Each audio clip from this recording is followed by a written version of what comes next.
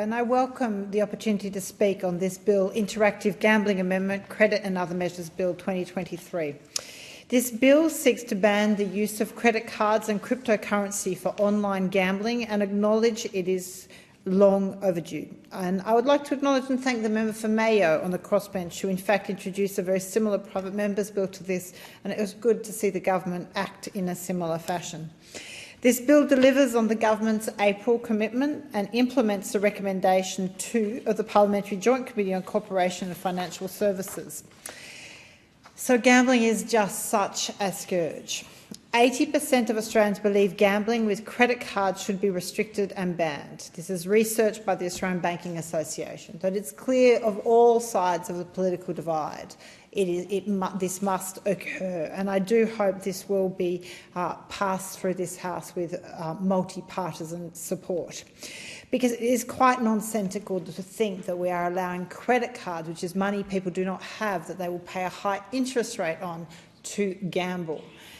Warringah constituents want to see action taken by all levels of government to reduce gambling harm. We know at the recent state election, gambling was very much on the agenda as a policy issue, and I should say it's been disappointing to see what the Minns government has in fact put in place and really has failed to take leadership and a strong position in relation to reducing gambling and its incredibly harmful impacts. Northern Beaches Council is currently seeking community consultation on the review of its gambling and poker machine harm minimisation policy, which was a leading local government policy when it was first introduced in 2018 and aims to educate the community about the services available to help reduce harm. Too often we hear of tragic cases in our community where gambling has taken over the lives of people who are addicted to gambling. It's an issue that impacted our local community. A local father of the Northern Beaches in his mid-40s went on a 13, and I won't name him out of respect for his family, but went on a 13-hour gambling spree. He was well known to local facilities and incredibly tragically ultimately committed suicide once the impacts of his gambling spree due to his gambling. So the impacts of his gambling addiction are just so incredibly tragic, and no person or family should be experiencing this. So I've stood before this House and expressed my support for the government to do more to address gambling, and in particular online gambling, which is a huge issue in Australia. There is no doubt that the growth in online platforms has meant it is so much more readily available. It is immediate, it is instant, it is there 24 hours a day, 7 days a week. It has just changed the nature and the addictive nature of gambling by having it so readily accessible to people. I am concerned, though, at the slow implementation of the recommendations that were included in the recent report in June 2023. That was the report named "You Win Some, You Lose Some," provided for a significant list of changes to how we consider gambling and restrict gambling advertising. And the government has indicated it accepts the recommendations, but it has got a very slow timeline of implementation over several years.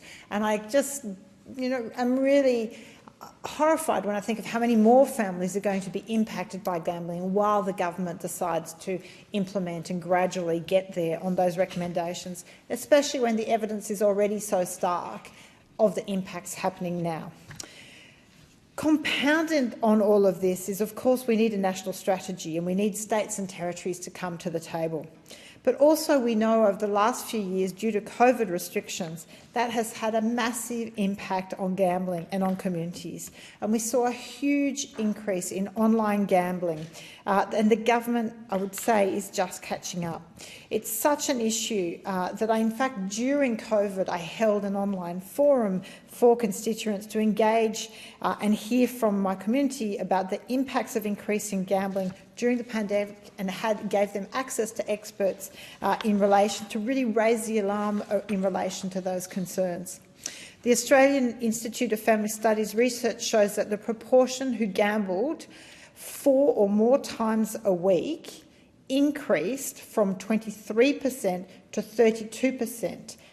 during the COVID pandemic, and 1 in 3 people who were surveyed signed up for a new online gambling account during COVID.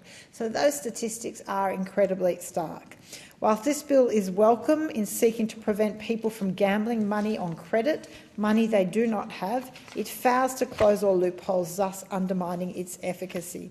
And we need to keep in mind young men are the group of the population that is most at risk of this. The access to online is so readily available. We need to make sure all loopholes are closed so we really don't let this have a hold on people. Professor Sally Gansbury from the Gambling Treatment and Research Clinic at the City University highlights the need to prevent loopholes, acknowledging that those suffering from gambling addiction seek to circumvent laws and management tools, and their failing to address this may lead to engaging with unsecured and small creditors, including payday lenders, pawnbrokers and family members, the use of illegal offshore wagering websites and third-party mechanisms such as e-wallets. So I'm therefore calling for reviews of this legislation to take into account the extent to which this occurs. We must make sure loopholes are closed. Alliance for Gambling Reform, Tim Costello opposed the carve-out for online lotteries and that the harm from online lottery and Keno products is being understated.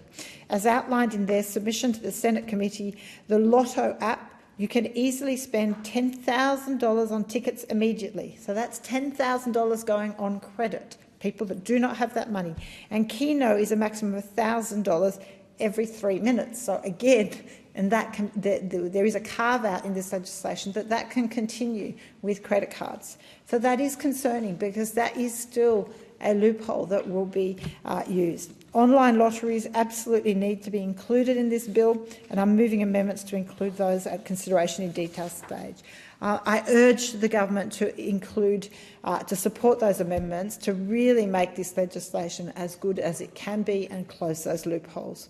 Finally, I'd like to acknowledge the incredible toll on families of where there are family members with gambling addictions and urge them to seek help, whether they be the ones suffering or their families, from services in our community. And I'd like to thank those people who do that work on the front line. It's incredibly distressing. This really leads to destruction of family units and, in tragic cases, to people taking their life. It's incredibly important that we close the loopholes and deal with gambling.